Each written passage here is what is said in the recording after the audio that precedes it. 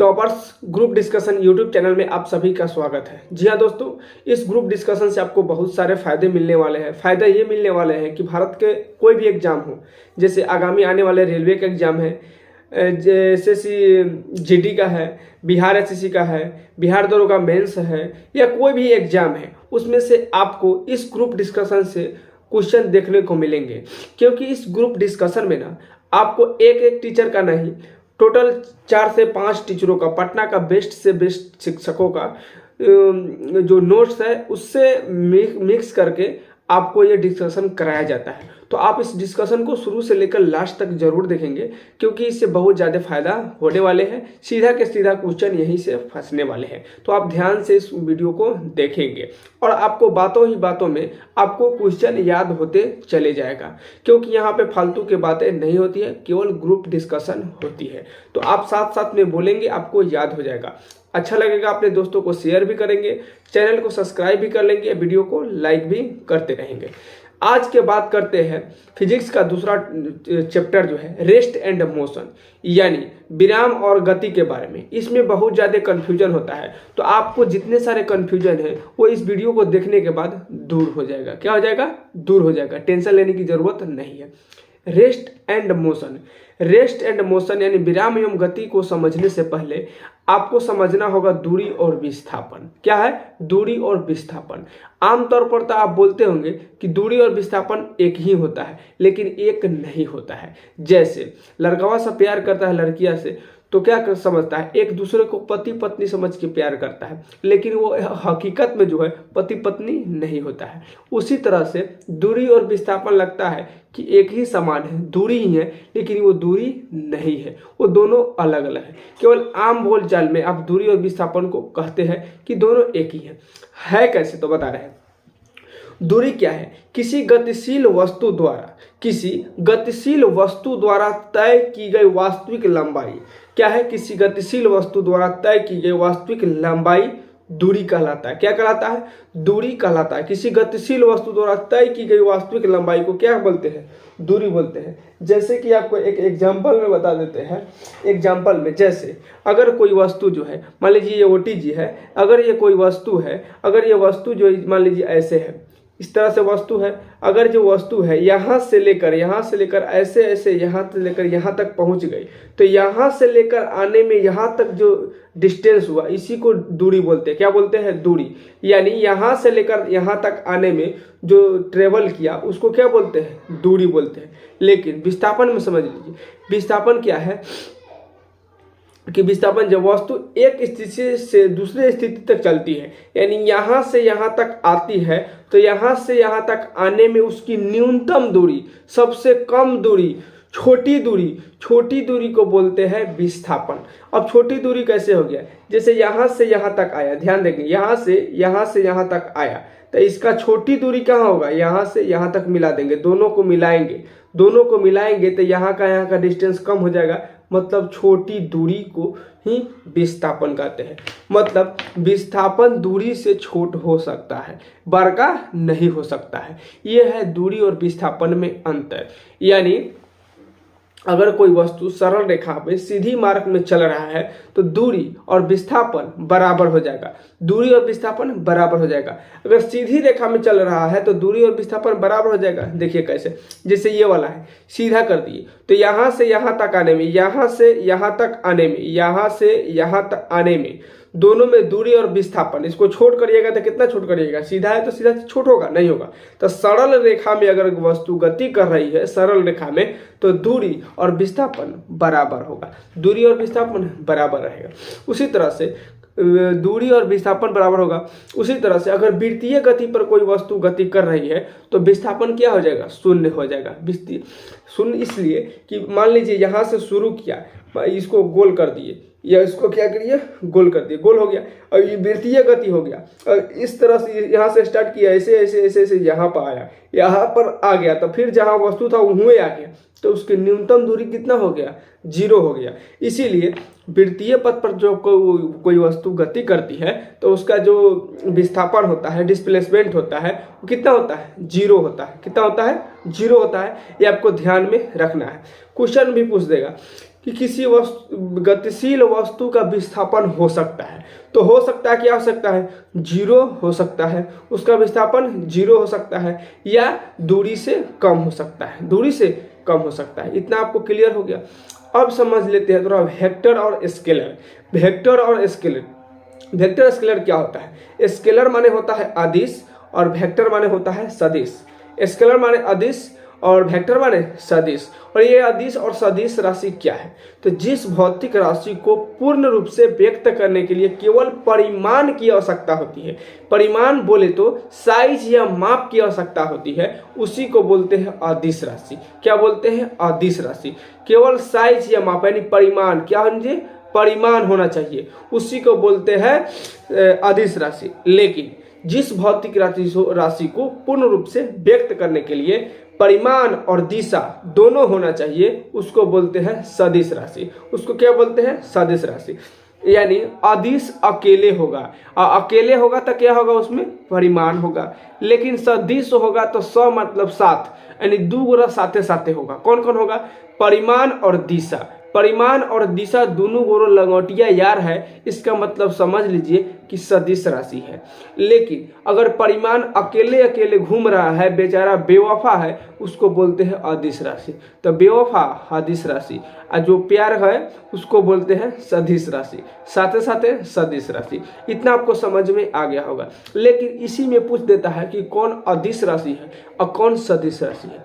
तो आपको एक ट्रिक बताते हैं जिसमें अ व लगा रहे, अ व क्या लग रहे हैं, व ब ये सब लगा रहे, व ब उसमें देखने को मिल जाए तो उसको बोलते हैं सदिश। और जिसमें देखने को ना मिले, आमतौर पर ऐसे ही पकड़ लेंगे, जिसमें देखने का ना मिलेगा उसको बोलेंगे अदिश। जैसे हम अदिश का उदाहरण बता रहे हैं, जैसे द्रव्यमान, दूरी, चाल, आयतन, कार्य, ऊर्जा, समय, विद्युत धारा, दाब, ताप आदि सब क्या है? अदिश राशि है। दाब में कोई दिशा की जरूरत नहीं होती है, दिशा की जरूरत नहीं होती है। करंट में दिशा की जरूरत नहीं होती है। समय में किसी भी प्रकार का दिशा की जरूरत नहीं होती है, किन्हू बजा लो। आयतन में दिशा की जरूरत नहीं होती है। कार्य ऊर्जा में दिशा की जरूरत नहीं होती है। ये सारे के सारे क्या है? अदिश राशि है। लेकिन वही सदिश राशि की बात करें तो सदिश राशि में आपका आ जाएगा विस्थापन। देखिए वह देखने को मिल रहा है, विस्थापन। वेग, वेग में वह देखने को मिला। बल, बल में ब देखने को मिला। त्वरण, संवेग, कोणीय संवेग आदि ये सब क्या है? सदिश राशि के उदाहरण है। क्या है? सदिश राशि के उदाहरण है। समझ में आ गया? अब नेक्स्ट देखते हैं स्पीड क्या है। क्या है स्पीड? मतलब चाल क्या है? चाल और वेग में अंतर होता है। जैसे आपको बताए हैं कि दूरी और डिस्टेंस में अंतर होता है, उसी तरह से चाल और वेग में अंतर होता है। चाल और वेग में अंतर होता है। चाल और वेग में अंतर कैसे होता है? तो आपको हम जैसे पीछे बताया है उस तरह से आगे हम बताते जाएंगे।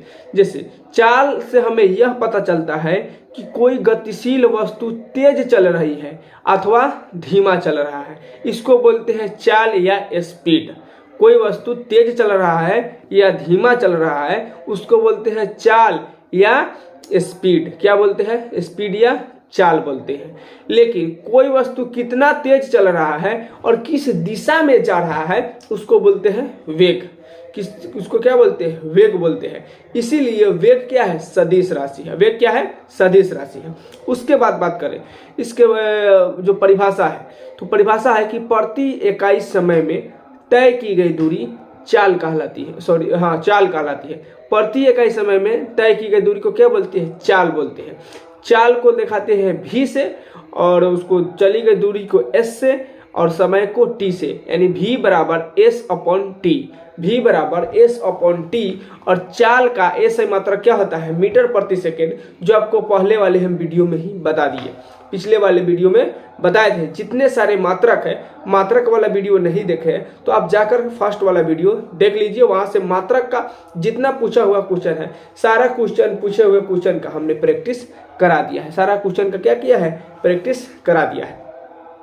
आगे देखेंगे कुछ क्वेश्चन पूछ देता है मीटर के बारे में, जैसे स्पीडोमीटर का काम क्या है। तो गाड़ी का चाल बताने के लिए स्पीडोमीटर लगाते हैं। क्या लगाते हैं? स्पीडोमीटर। अब मोटरसाइकिलवा में जो मीटरवा देखते हैं और कांटा सड़क से इधर आता है, अब तो डिजिटल आ गया है, बढ़ते घटते बताता है। लेकिन जो कांटा वाला गाड़िया होगा, एंगिया कुछ भी हो, तो उसमें स्पीड जो बताता है वो स्पीडोमीटर बताता है। क्या करता है? स्पीडोमीटर बताता है। और वह स्पीडोमीटर किलोमीटर प्रति घंटा में स्पीड को बताता है। लेकिन दूरी जो बताता है, गाड़ी द्वारा जो चली गई दूरी होता है, उस दूरी को बताने का कार्य जो करता है ओडोमीटर। तो गाड़ी में एक ओडोमीटर होता है, एक स्पीडोमीटर होता है। तो स्पीडोमीटर स्पीड बताता है कि आप कितना तेजी से रेलते हुए जा रहे हैं, लहरिया कट मारते हुए।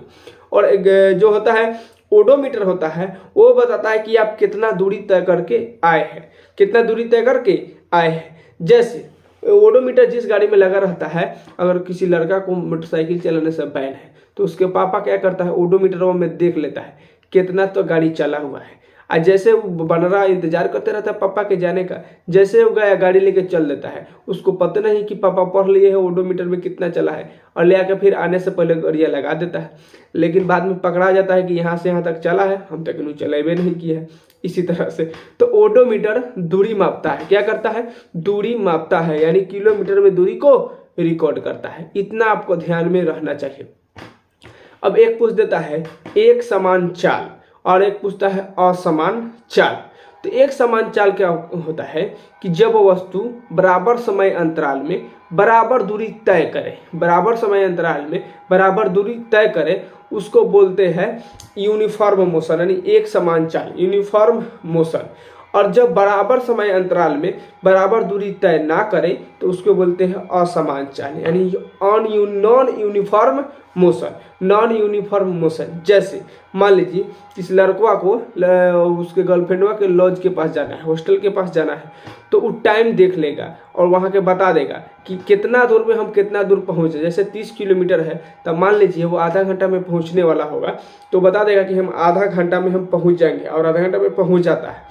लेकिन अगर किसी को पता ना हो, मतलब रास्ता खराब हो, कभी स्पीड कम हो, कभी ज़्यादा हो, कभी कम हो, कभी ज़्यादा हो, यानी बराबर समय अंतराल में बराबर दूरी तय ना करे, तो उसको बोलते हैं नॉन यूनिफॉर्म मोशन। तो मिलने के लिए जाता है एकदम यूनिफॉर्म मोशन में, कहीं रुक धेक नहीं। लेकिन अगर कोई भीड़ भाड़ वाली जगह हो, वहाँ पे एकदम लहरिया कट मारते हुए जाता है, और फिर भीड़वा में जाकर हचाक से मारता है ब्रेक। अब तक यह है डिस्क ब्रेक मारता है, हच आगे पीछे बैठले रहेगा, केकरो तो औरों कस के ब्रेक मारेगा। मतलब भीड़ भाड़ वाली जगह में यूनिफॉर्म मोशन काम नहीं करता है। क्या करता है? नॉन यूनिफॉर्म मोशन काम करता है। इतना समझ में आ गया। अब वेग के बारे में समझ लेते हैं डिटेल्स में। वेग क्या है? तो वेग एक वह भौतिक राशि है जो गतिशील वस्तु की चाल एवं दिशा दोनों बतलाता है। वस्तु की दिशा और चाल दोनों बतलाता है। अगर वस्तु का वेग दी गई दिशा में प्रति इकाई समय में चली गई दूरी क्या होती है? चली गई दूरी होती है। यानी वेग जो होता है वस्तु की दिशा में चली गई प्रति इकाई समय में चली गई दूरी क्या होता है? वेग कहलाता है। क्या कहलाता है? वेग कहलाता है। वेग का मात्रक वही होता है जो चाल का मात्रक होता है। वेग एक सदिश राशि है, लेकिन चाल क्या है? अदिश राशि है। वेग सदिश, चाल जो है आपका अदिश राशि है। क्या है? अदिश राशि है। अब कंडीशन पूछता है कि चाल कब वेग का बराबर हो जाएगा? चाल कब वेग का बराबर हो जाएगा? तो चाल तभी वेग के बराबर हो सकता है जब वस्तु सीधी रेखा पर चल रही हो। सीधी रेखा पर नहीं चलेगी तो वेग चाल के बराबर नहीं होगा। अगर वस्तु का जो स्पीड होता है, वो शून्य नहीं हो सकता है, लेकिन वेलोसिटी है शून्य हो सकता है। जैसे मान लीजिए कहीं पे जाना है, तो आप किस स्पीड से जाएंगे तो उसको बोलते हैं स्पीड यानी चाल। लेकिन वेग शून्य हो सकता है, क्योंकि मान लीजिए उसका वेग 5 किलोमीटर से चल रहा हो, वह घट के 0 हो जाए तो वेग क्या हो जाता है, 0 हो जाता है। धीरे धीरे आगे बढ़ा, उसके बाद धीरे धीरे घटते घटते घटते घटते क्या हो गया, 0 हो गया। तो किसी वस्तु का वेग 0 हो सकता है लेकिन चाल 0 नहीं हो सकता है। याद रखेंगे, रेलवे में पूछा हुआ क्वेश्चन है। या आप अपने ज़िंदगी में वेलोसिटी और वेग का एकदम अनुभव करते होंगे, प्रायः पता चलता नहीं है, लेकिन जितने सारे जो काम कर रहे हैं वो फिजिक्स के नियम पर ही कर रहे हैं। अगला देखिए त्वरण। त्वरण क्या होता है, अगर वस्तु का वेग बदल रहा हो, वस्तु का वेग बदल रहा हो, कहने का सेंस है कि अगर वस्तु का वेग घट रहा हो या बढ़ रहा हो, वस्तु का वेग घटे या बढ़े, यानी इसके कहने का मतलब है वस्तु में क्या हो रहा है, त्वरण उत्पन्न हो रहा है, एक्सेलरेशन हो रहा है। जैसे आप मोटरसाइकिलिया चलाते हैं तो मोटरसाइकिलिया में वो एक्सीलरेटर रहता है, उस एक्सीलरेटरवा को एकदम जोर से हिट देते हैं तो हुड़हुड़ा के चल जाता है, और धीरा करना रहता है तो धीरा करते ये नहीं है, मतलब कम बेस करते हैं, कम बेस करते हैं, यानी अपने मर्जी के हिसाब से जैसे चलना है उस तरह से आपको इसको ऐंठ चुइट करते रहते हैं, तो उसी को बोलते हैं एक्सीलरेटर। यानी स्पीड को घटा देगा, बढ़ा देगा, घटा देगा, बढ़ा देगा, यानी उसमें क्या करता है, त्वरण उत्पन्न करता है। क्या करता है, त्वरण उत्पन्न करता है। स्पीड को घटाने या बढ़ाने को क्या बोलते हैं, त्वरण बोलते हैं। क्या बोलते हैं, त्वरण बोलते हैं। इसी को बोलते हैं वेग में परिवर्तन की दर को त्वरण बोलते हैं। क्या करते हैं, वेग में परिवर्तन, यानी उसकी वेलोसिटी में जो चेंजिंग ला देता है उसी को बोलते हैं त्वरण, यानी एक्सेलरेशन। इसीलिए वेग में परिवर्तन को बोलते हैं ए बराबर v माइनस यू बटा टी, v माइनस यू बटा टी। यहाँ पे जो v होता है उसको अंतिम वेग बोलते हैं, u को प्रारंभिक वेग बोलते हैं, u को प्रारंभिक वेग बोलते हैं। इतना ध्यान में रखेंगे। अब क्वेश्चन पूछेगा कि त्वरण का ऐसा ही मात्रक क्या होता है, तो त्वरण का ऐसा ही मात्रक होता है मीटर प्रति सेकेंड स्क्वायर, मीटर प्रति सेकेंड स्क्वायर। या आपको भुलाने के लिए लिख देगा मीटर सेकेंड -2, पावर में क्या लिखेगा -2, मतलब इनवर्स 2, तो मीटर सेकेंड इनवर्स 2, इस तरह से भी आपको लिखता है, तो आप घबराएंगे नहीं। अब पूछेगा कि त्वरण कब शून्य हो जाता है, तो जब वस्तु समान त्वरण से चल रहा हो, समान त्वरण से चल रहा हो तो उस त्वरण को बोलते हैं शून्य त्वरण। जैसे मान लीजिए 10 के एक्सेलरेशन से चल रहा है, न घट रहा है, न बढ़ रहा है, न घट रहा है, न बढ़ रहा है, तो उसको बोलते हैं समान त्वरण। तो समान जब त्वरण से चल रहा, समान वेग से चल रहा हो, क्या बोलते हैं, जब समान वेग से चल रहा हो तो उसको क्या बोलते हैं, त्वरण शून्य है, त्वरण है नहीं, उसमें न चेंजिंग नहीं आ रहा है, न हुड़ुक रहा है, न रुक रहा है, न हुड़ुक रहा है, न रुक रहा है, एकदम आराम से मस्त मौला चाल से चल रहा है, मस्त मस्त मंद मंद हवा चली, यानी मस्त मौला चाल से जो चल रहा है, एक ही स्पीड में आराम से जा रहा है। उसी स्थिति में एक्सेलरेशन जो होता है शून्य हो जाता है। एक्सेलरेशन क्या होता है, शून्य हो जाता है। लेकिन जब वस्तु का वेलोसिटी बढ़ जाए, अचानक मारा एस्केलेटर धड़धड़ा के वेग बढ़ा दिया, तो उसको बोलते हैं धनात्मक त्वरण। क्या बोलते हैं, धनात्मक त्वरण। लेकिन जब आवश्यकता पड़ने पर कहीं एक्सीडेंट वाला स्थिति आ जाए, जब एक्सीडेंट वाला स्थिति आ जाता है, तब क्या करता है, एक्सेलरेशन को धड़ाक धड़ाक धड़ाक धड़ाक कम करता है, कम करता है, मतलब ऋणात्मक करता है। क्या करता है, ऋणात्मक, यानी कम मतलब माइनस, यानी ऋणात्मक करता है, तो उसी को बोलते हैं ऋणात्मक त्वरण। और ऋणात्मक त्वरण को ऋणात्मक नहीं बोलते हैं, उसको बोलते हैं रिटार्डेशन। फिजिक्स के भाषा में उसको रिटार्डेशन बोलते हैं, मानी मंदन। क्या बोलते हैं, मंदन। तो ऋणात्मक त्वरण को मंदन बोलते हैं। क्या बोलते हैं, और धनात्मक त्वरण को ही त्वरण बोलते हैं। क्या बोलते हैं, धनात्मक त्वरण को ही त्वरण बोलते हैं। अब देख लीजिए, अगर वस्तु सीधी रेखा में चलती है तो समान समय अंतराल में समान वेग दर से बढ़ता है। अगर वस्तु सीधी रेखा में चल रही है तो समान समय अंतराल में उसका वेग समान दर से बढ़ेगा, तो वस्तु में एक समान त्वरण होगा। समान समय अंतराल में वेग समान दूर से बढ़ रहा है। मान लीजिए यहाँ पर कोई वस्तु है, यहाँ से यहाँ तक आ रही है, तो यहाँ से यहाँ तक आने में कुछ एक्सेलरेशन, यहाँ से आने में कुछ औरो बढ़ गया, फिर औरो बढ़ा, फिर 1 सेकंड में औरो बढ़ गया, फिर 1 सेकंड में औरो बढ़ गया। मान लीजिए 1 सेकंड में 5 के मीटर प्रति सेकंड स्क्वायर, फिर दूसरे सेकंड में 10 हो गया, फिर तीसरे सेकंड में 15 हो गया, चौथा में 20 हो गया, पांचवा में 25 हो गया। मतलब समान तरीके से 5-5 बढ़ रहा है। 1 सेकंड में 5-5 मीटर प्रति सेकंड स्क्वायर की दर से एक्सेलरेशन बढ़ रहा है। इसका मतलब है कि एक समान त्वरण है, एक समान त्वरण है। तो अब इसका एग्जाम्पल क्या है, तो एक समान त्वरण का एग्जाम्पल है स्वतंत्र रूप से गिरती हुई वस्तु।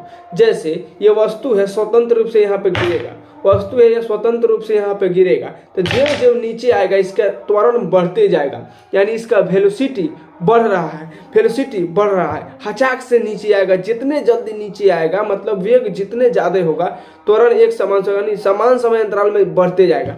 जैसे अगर 5 के स्पीड से गिर रहा है तो फिर अगला सेकंड में 10 हो जाएगा, फिर 15 हो जाएगा, फिर 20 हो जाएगा, इस तरह से बढ़ते जाएगा।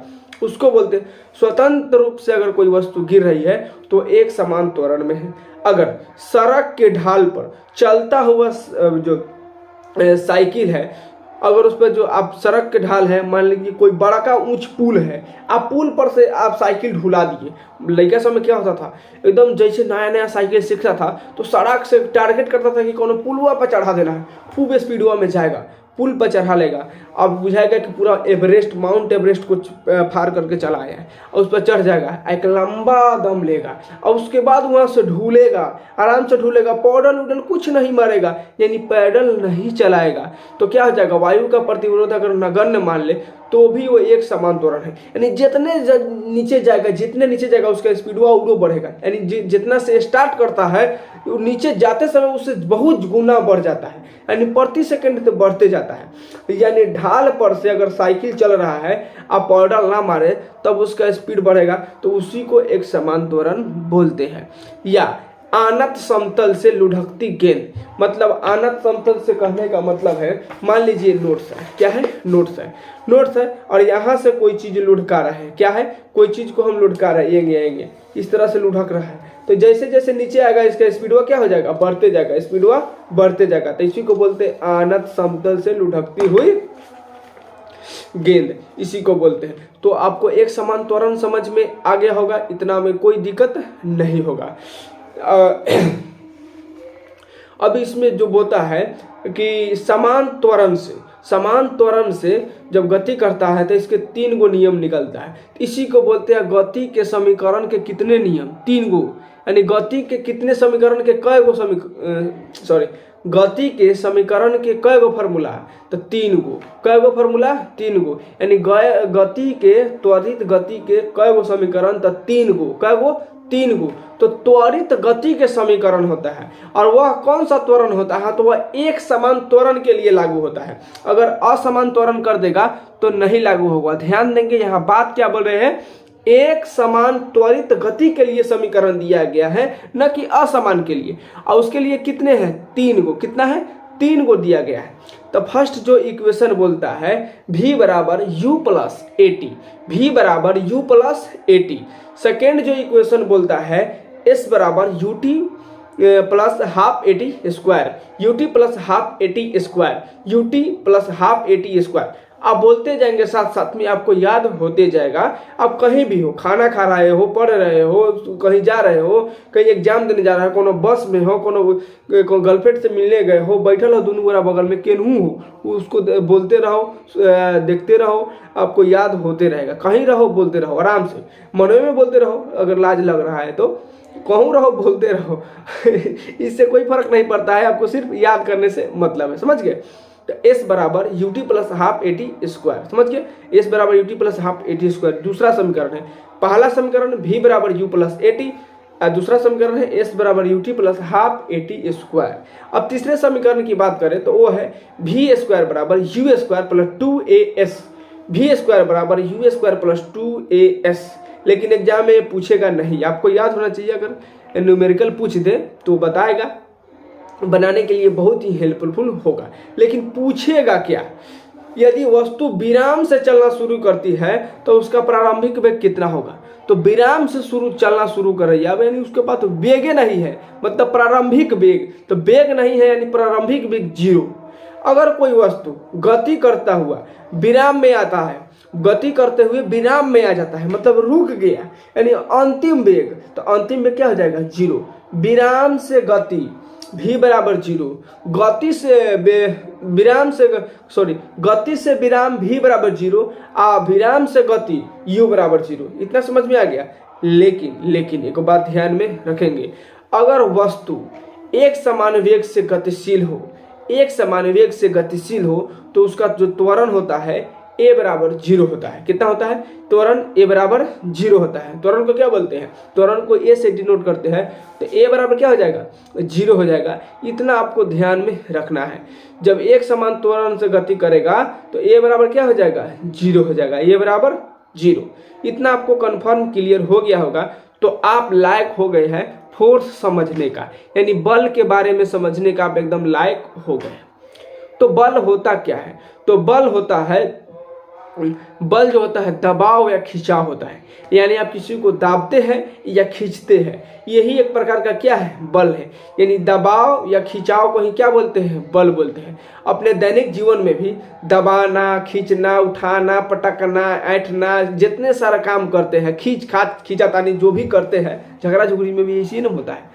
तो खींचा खाची जितना जो करते हैं, इस सब ग्रुप में क्या करता है? बल काम करता है। सब में बल काम करता है। जितना आप इन्हें उन्हें जो काम कर रहे हैं, सारा कोनो काम कर रहे हैं उनमें बल की जरूरत है। ये है, बिना बल के है ये नहीं है। कोनो काम में बल लगाना पड़ेगा। यहाँ तक कि आपको प्यारो करना होगा तो बल लगाना पड़ेगा। देखिए कैसे लगवाते हैं।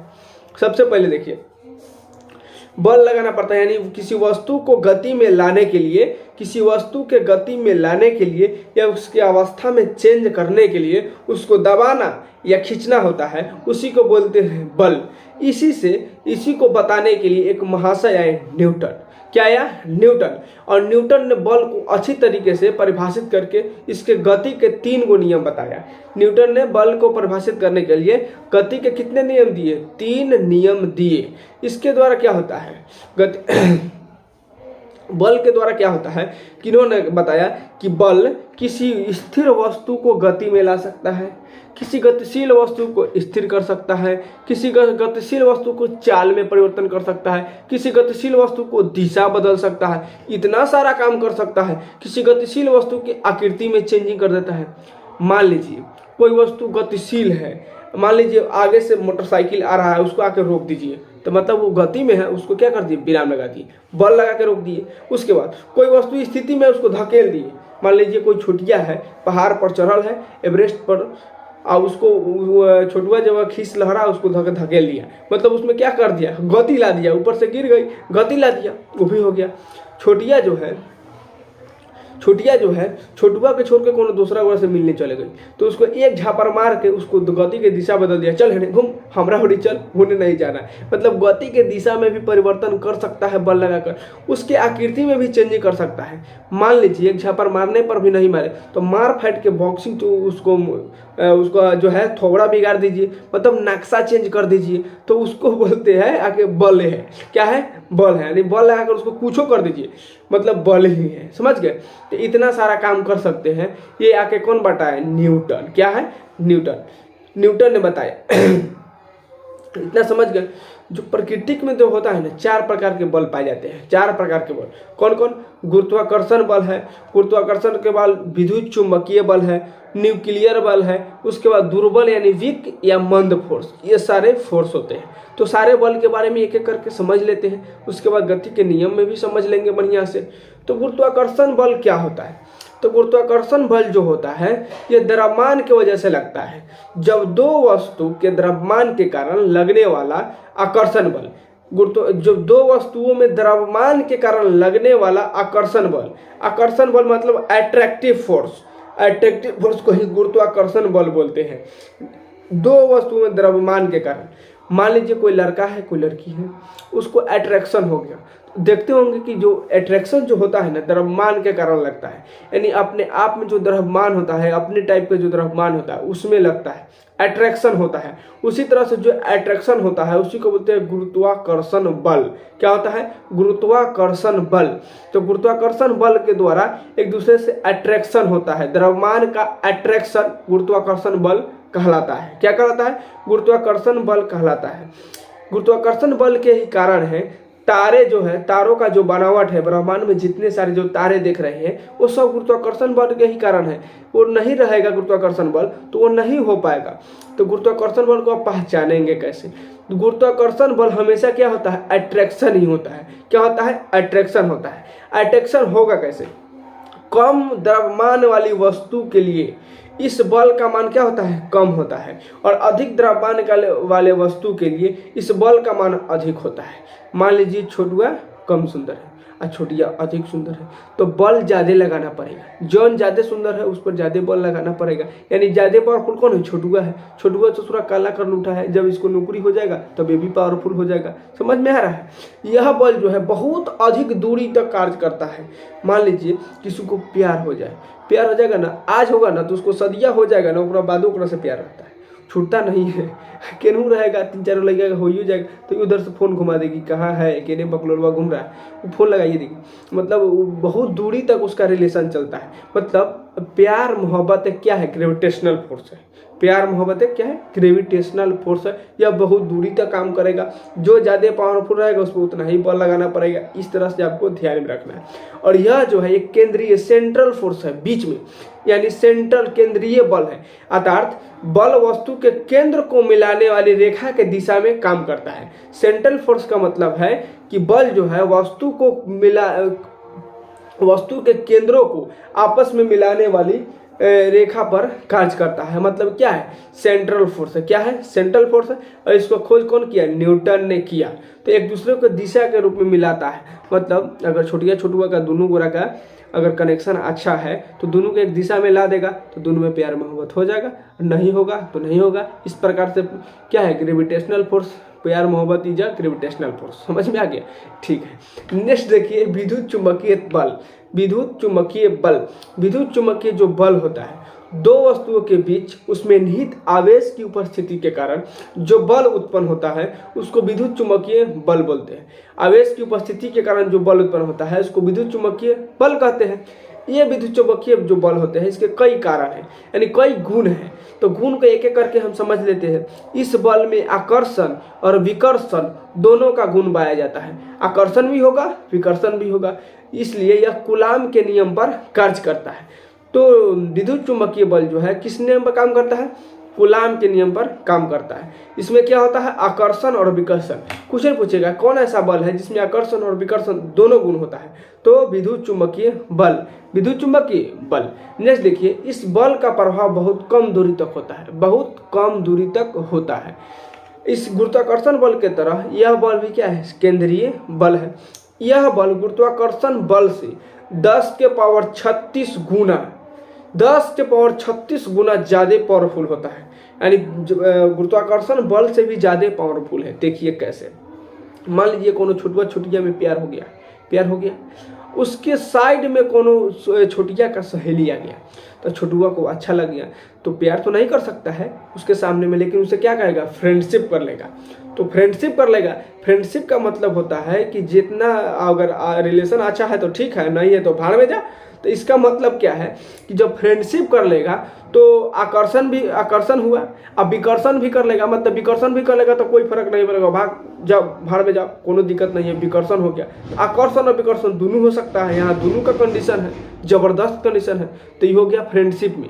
तो लड़का या लड़की का फ्रेंडशिप होता है तो उसको बोलते हैं विद्युत चुंबकीय बल के द्वारा। क्या होता है, विद्युत चुंबकीय बल के द्वारा, इतना समझ में, क्योंकि इसमें आकर्षण और विकर्षण दोनों का गुण पाया जाता है। ये जो होता है बहुत कम दूरी तक।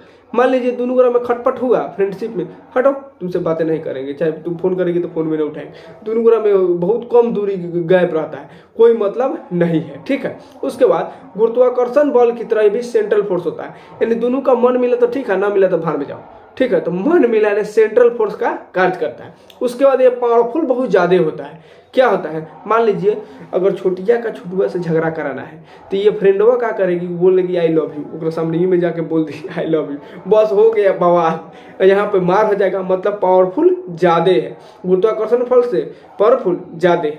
तो इतना ये कन्फर्म याद हो गया होगा। अब चलते हैं न्यूक्लियर बल की तरफ।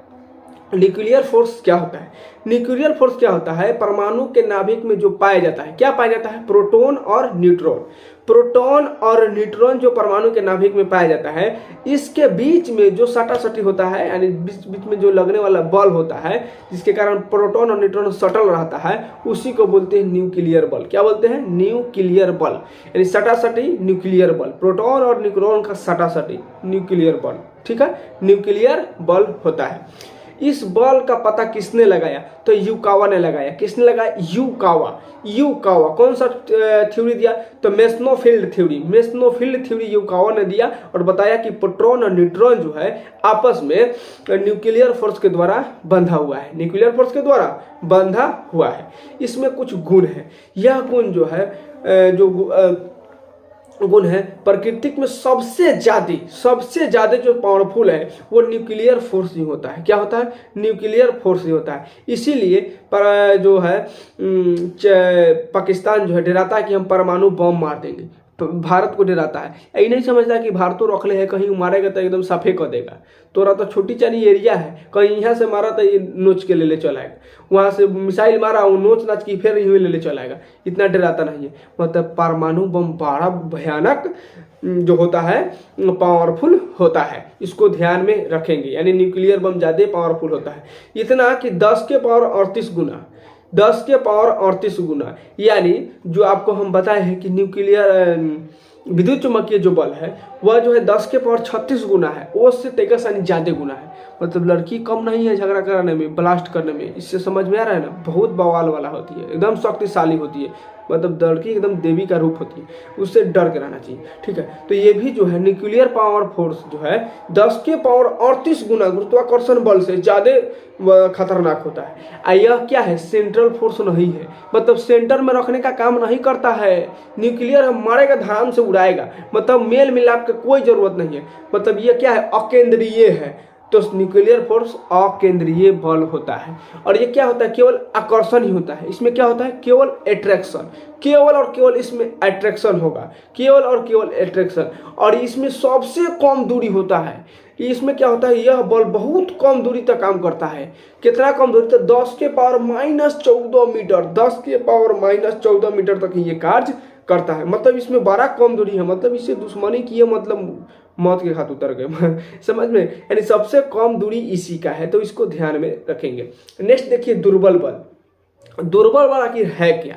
तो जब परमाणु के इलेक्ट्रॉन, प्रोटॉन और न्यूट्रॉन आपस में झगड़ा कर ले, प्रोटॉन, इलेक्ट्रॉन और न्यूट्रॉन आपस में झगड़ा कर लेता है तो इसी को बोलते हैं, जब झगड़ा करेगा तो फूटा-फूटी होगा। मान लीजिए 4-5 आदमी झगड़ा हुआ, किसी का हाथ टूटा, किसी का पैर टूटा, किसी का कपार फटा, किसी का नाक फूटा, किसी को दांत उखड़ गया, किसी कुछ हो जाता है, कोनो के दांते काट लिया।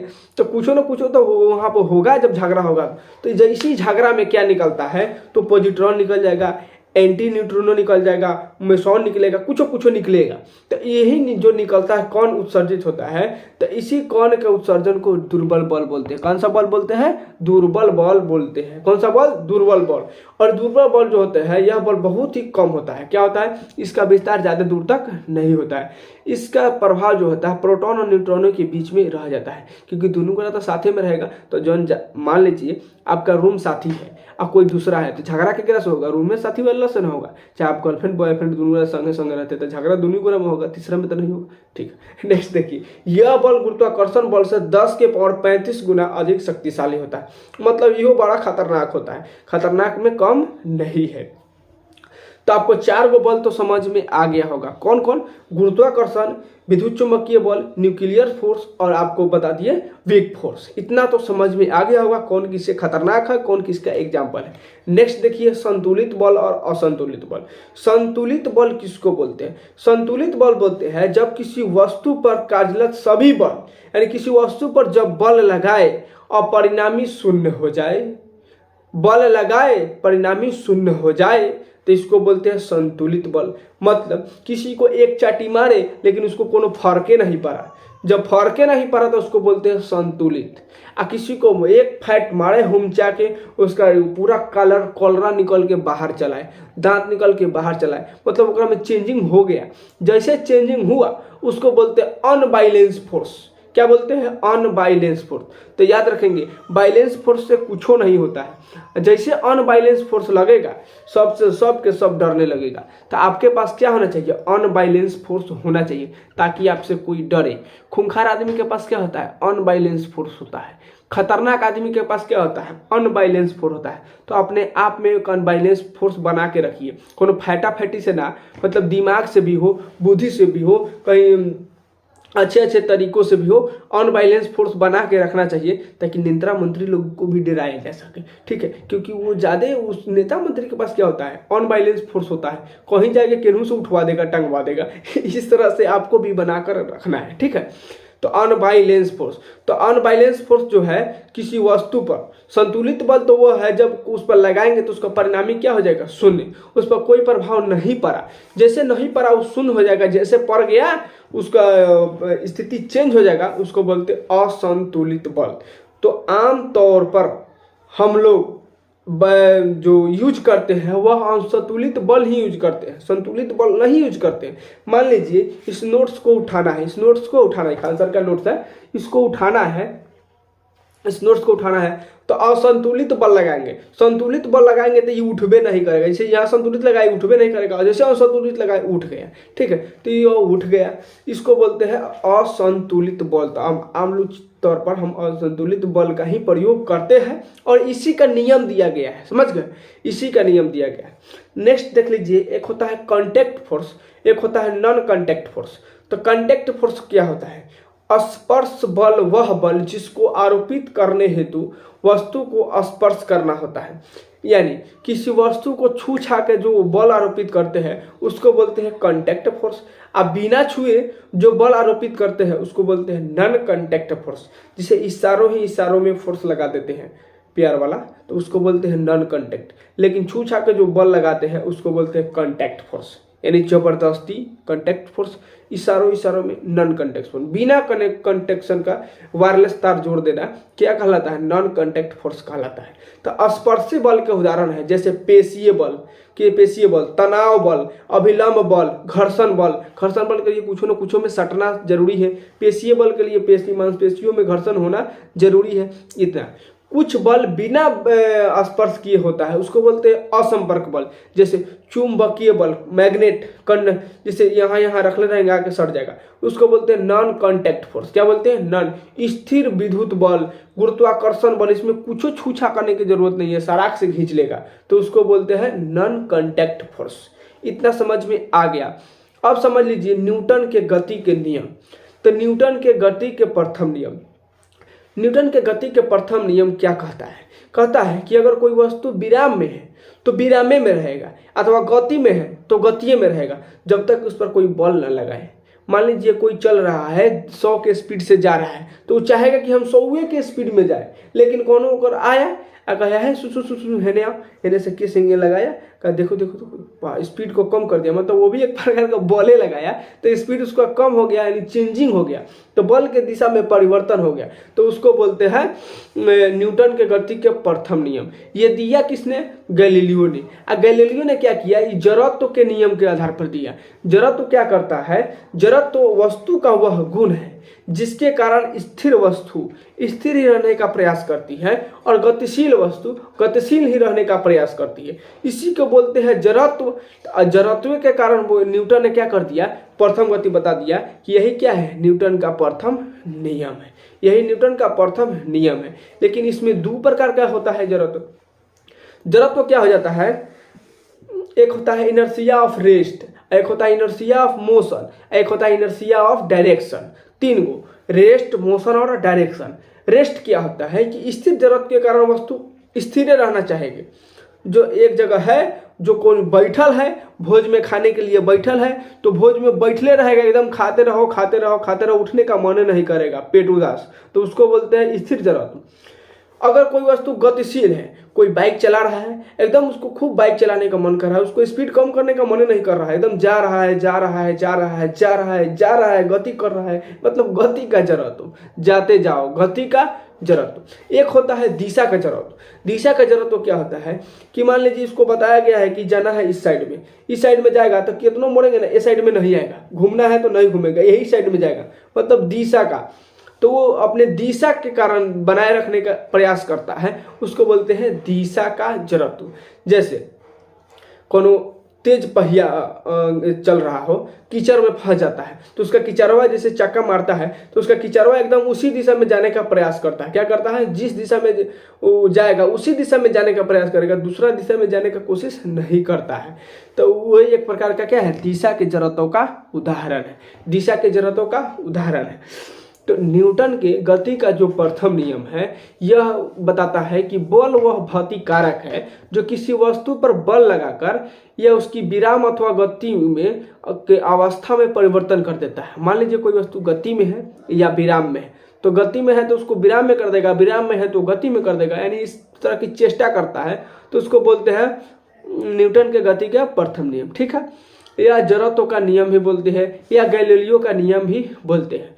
तो न्यूटन के प्रथम नियम से बल की परिभाषा निकलती है, बल की परिभाषा निकलती है। ठीक है,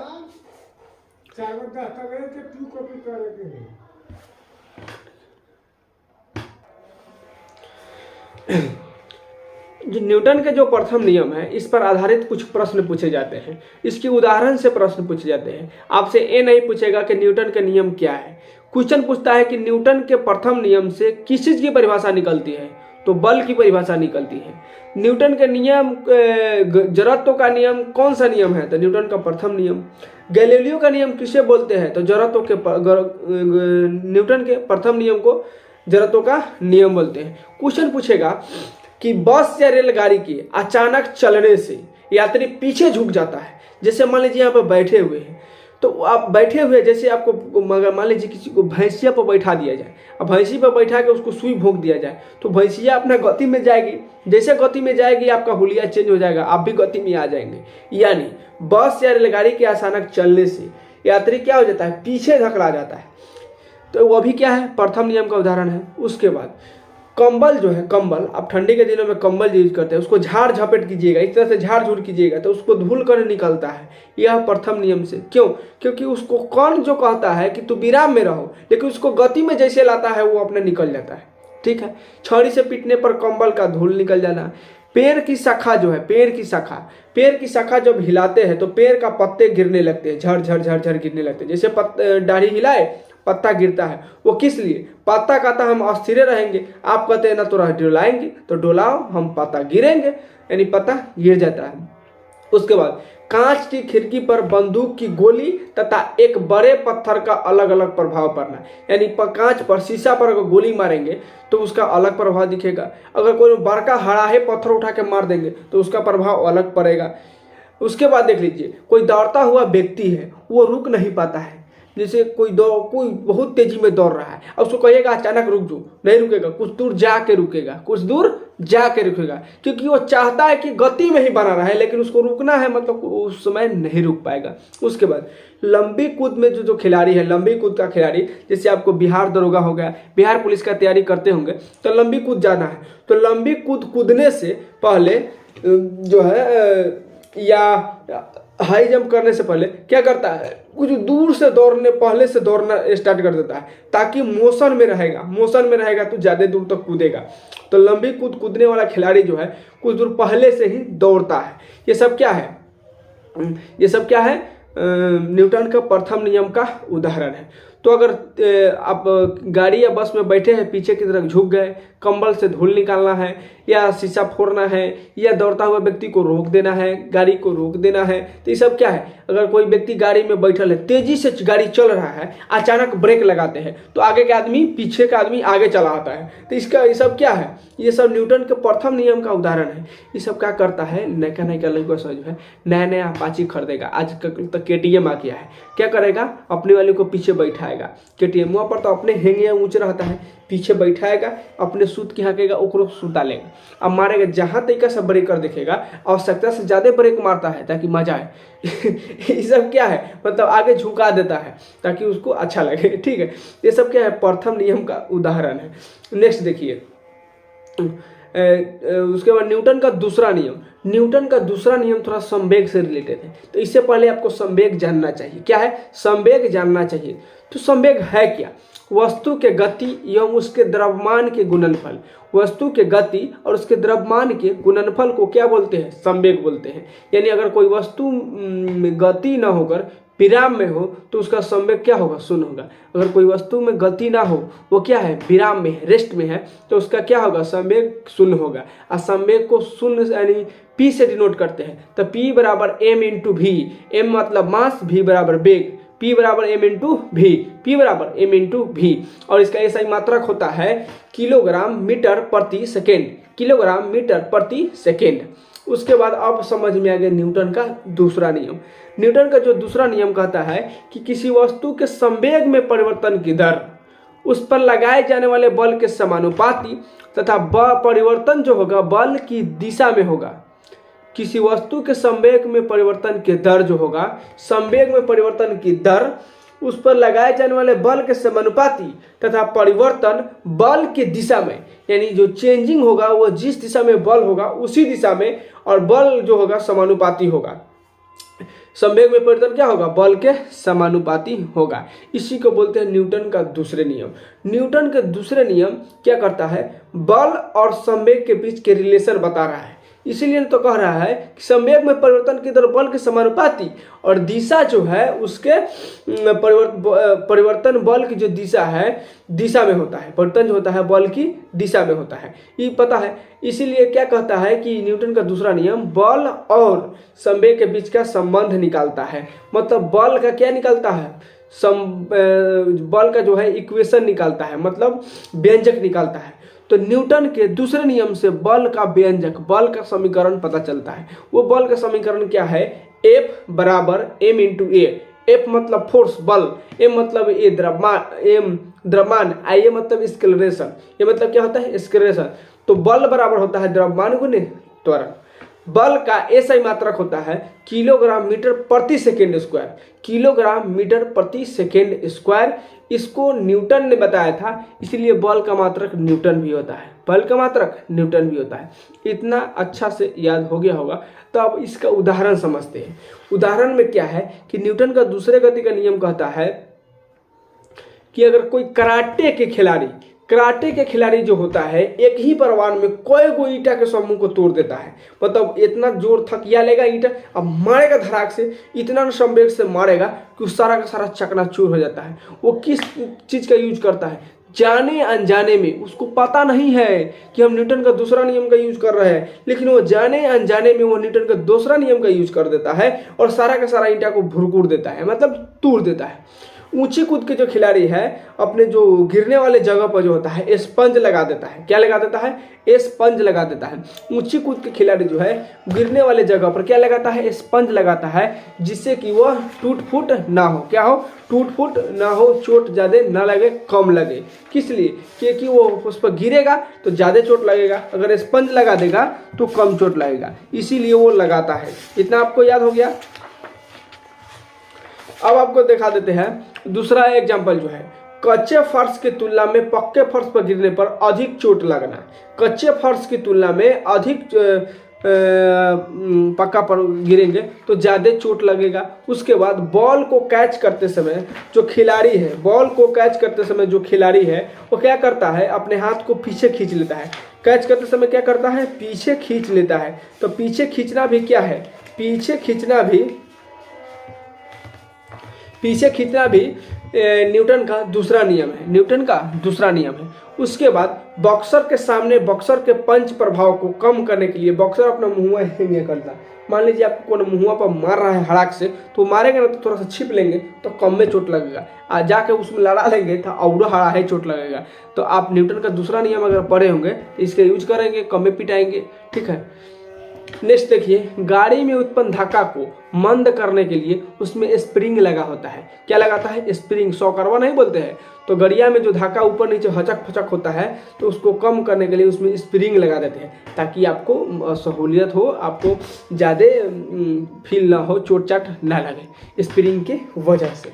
नेक्स्ट देखिए, न्यूटन के गति का तीसरा नियम कहता है कि जब कभी एक वस्तु किसी दूसरी वस्तु पर बल लगाती है, जब कभी एक वस्तु किसी दूसरी वस्तु पर बल लगाती है तो दूसरी वस्तु पहली वस्तु को बराबर और विपरीत बल लगाती है। मतलब पहली वस्तु द्वारा लगाया गया एक्शन दूसरी वस्तु द्वारा लगाया गया रिएक्शन दोनों बराबर होता है।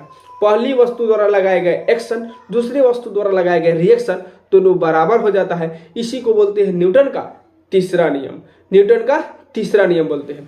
जैसे मनुष्य जब पानी नदी से के किनारे नाव से बाहर कूदता है तो नौवा पीछे भागता है। जैसे कूदेगा नाव पीछे वो आगे, तो क्या करता है कि आप आगे की तरफ बल लगा देता है, वो पीछे की तरफ लगा देता है। तो इसी को बोलते हैं एक्शन रिएक्शन। मतलब एक्शन लिए रिएक्शन हो जाएगा, जैसे एक्शन लेंगे रिएक्शन होगा।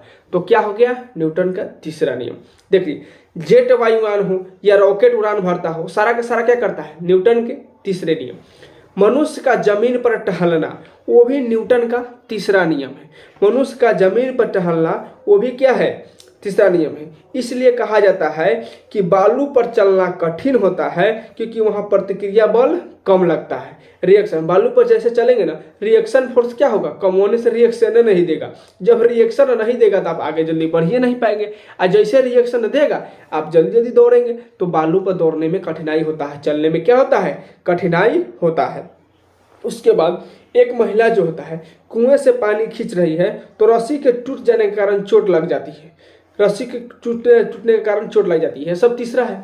घोड़ा गाड़ी का घोड़े द्वारा खींचना, घोड़ा गाड़ी का घोड़े द्वारा खींचना, ये सब क्या है? ये सब जो है न्यूटन का तीसरे नियम का उदाहरण है। न्यूटन के तीसरे नियम का उदाहरण है, ये आपको ध्यान में रखना है। अब ऐसे आपको नहीं याद हो रहा है तो आपको कैसे याद होगा? एक ट्रिक बताते हैं। जैसे न्यूटन का पहला नियम, दूसरा नियम, तीसरा नियम को अगर याद रखना है तो याद रखेंगे। गति या विराम, जौना चीज में गति दे दे या जौना चीज में विराम दे दे उसको समझेंगे प्रथम नियम। गति या विराम प्रथम नियम। चोट अधिक लगे या चोट कम लगे तो दूसरा नियम। चोट अधिक लगे या चोट कम लगे तो दूसरा नियम। चोट अधिक लगे चोट कम लगे दूसरा नियम। पहला नियम क्या कहता है? गति, गति या विराम प्रथम। चोट अधिक लगे या कम लगे दूसरा नियम। अगर चोट लग जाए तो तीसरा नियम। चोट लग जाए तो तीसरा नियम। इतना आपको याद है, कन्फर्म आपको एग्जाम में वो क्वेश्चन पूछता है, कन्फर्म आपको याद हो जाएगा। आप वहां पर सही करके आ जाएंगे, वहां गलती होने की संभावना नहीं रहेगा। समझ में आ गया? इसमें एक टॉपिक बच जाता है संवेग संरक्षण के नियम। संवेग संरक्षण के नियम। तो संवेग संरक्षण क्या कहता है? जब दो या दो से अधिक वस्तु एक दूसरे के ऊपर कार्य करती है तो उसका संपूर्ण संवेग स्थिर रहता है बशर्ते कोई बाहरी बल उस पर ना लगे। यानी संवेग को कभी उत्पन्न नहीं किया जा सकता है और न ही नष्ट किया जा सकता है। अगर गति करते हुए दो वस्तु टकराती है तो टकराने से पूर्व और टकराने का बाद का संवेग क्या होता है? बराबर होता है। दो वस्तु गति कर रही है और टकरा गई तो टकराने के बाद और टकराने से पहले दोनों का संवेग बराबर होगा, फिर उसी संवेग से चलने लगेगा। और संवेग संरक्षण के कुछ उदाहरण भी है। जैसे रॉकेट और जेट या वायुयान जो होता है, रॉकेट जो होता है ऊर्जा संवेग संरक्षण के सिद्धांत पर कार्य करता है। संवेग संरक्षण के सिद्धांत पर कार्य करता है। जैसे गोली दागने से पहले जो गोली होता है और बंदूक होता है दोनों का संवेग जीरो होता है। क्या होता है? जीरो होता है। अतः गोली छूटने के बाद बंदूक की विपरीत दिशा में चलता है। मतलब आगे में मारे तो बंदूक को पीछे में धक्का मारता है इसलिए कि उसका संवेग क्या हो? शून्य बना रह सके। जब हवा में जब हवा भरा रहता है तो उसमें छेद होता है तो हवा तेजी से बाहर निकलता है। वह इसलिए निकलता है कि इससे हवा के संवेग में परिवर्तन क्या हो जाएगा? बराबर। और विपरीत गुब्बारा का संवेग का परिवर्तन दोनों बराबर करने के लिए निकलता है। तो जैसे निकला वो बराबर हो गया। इसीलिए गुब्बारा से जब हवा निकलता है तो विपरीत दिशा में चलने लगता है। इतना पता हो गया। उसके बाद एक और होता है सेंट्रीफ्यूगल फोर्स और सेंट्रीपिटल फोर्स। सेंट्रीपिटल फोर्स जो होता है, सेंट्रीपिटल फोर्स को बोलते हैं अपकेंद्रीय बल। क्या बोलते हैं? अभिकेंद्रीय बल। सेंट्रीपिटल फोर्स को बोलते हैं अपकेंद्रीय बल। यानी वृत्तीय गति कराने के लिए अभिकेंद्र बल की आवश्यकता होती है। किसकी आवश्यकता होती है? अभिकेंद्र बल, यानी कोई भी वस्तु को वृत्तीय गति पर गति कराना है तो अभिकेंद्र बल की आवश्यकता होती है। और यह बल हमेशा केंद्र की ओर लगता है, सेंटर की ओर लगता है, न कि बाहर की ओर। अभिकेंद्र बल कहाँ लगेगा? सेंटर की ओर। लेकिन वेग कहाँ लगेगा? बाहर की ओर। सेंट्रीपिटल फोर्स में बल जो है केंद्र की ओर लगता है और जो वेग है बाहर की ओर लगता है। जैसे ग्रहों को घूमने के लिए अभिकेंद्र बल की आवश्यकता कहाँ से मिलता है? तो गुरुत्वाकर्षण से प्राप्त कर लेता है। कहाँ से? गुरुत्वाकर्षण से। सड़क पर घुमाव है, देखते होंगे सड़क पर मोड़ होता है, तो मोड़ के लिए गुरुत्वाकर्षण अभिकेंद्र बल गुरुत्वाकर्षण की तरफ होता है। अब मोड़ के समय देखते होंगे गाड़ी झुक जाता है नीचे की तरफ, यानी बल कहाँ काम कर रहा है? केंद्र की ओर काम कर रहा है। नेक्स्ट है सेंट्रीफ्यूगल फोर्स, यानी अपकेंद्रीय बल। अपकेंद्रीय बल क्या होता है? अपकेंद्रीय बल जो होता है यह बल बाहर की ओर कार्य करता है। किसकी ओर? बाहर की ओर कार्य करता है, मतलब सेंटर की ओर कार्य नहीं करता है। इस पर जो है इससे क्वेश्चन पूछता है कि जो मक्खन निकालने वाली जो मशीन है, मक्खन निकालने वाली मशीन हो गया, उसके बाद वॉशिंग क्रीम हो गया, वॉशिंग जो मशीन हो गया, उसके बाद दूध से क्रीम निकालने वाली जो मशीन हो गया, ये सारा का सारा अपकेंद्रीय बल पर कार्य करता है। तो इतना आपको ध्यान में हो गया होगा, अच्छे तरीके से समझ गए होंगे कि क्या होता है न्यूटन के गति के नियम, बल, दूरी, संवेग, त्वरण, वेग, ये सब जितने सारी चीजें हैं दैनिक जीवन में आप इसका यूज करते हैं और आपको पता नहीं होता है कि आप संतुलित बल यूज कर रहे हैं कि असंतुलित बल यूज कर रहे हैं, समान त्वरण वाला फार्मूला लगा रहे हैं कि असमान त्वरण वाला फार्मूला लगा रहे हैं। ये सारा का सारा आपको पता हो गया होगा, याद हो गया होगा। आई होप इस डिस्कशन से आपको एक चैप्टर में बहुत ज़्यादा मजबूती आई और मजबूती आने की वजह से आपका जो स्कोर है बढ़ रहा है, तो बढ़ेगा ही, एक खासियत है बढ़ेगा। और इसे बढ़ने से आपका बढ़ रहा है तो मेरे चैनल को सब्सक्राइब भी कर दीजिए, वीडियो को लाइक भी करते रहिए और अपने दोस्तों में शेयर करते रहिए। Thank you, bye bye.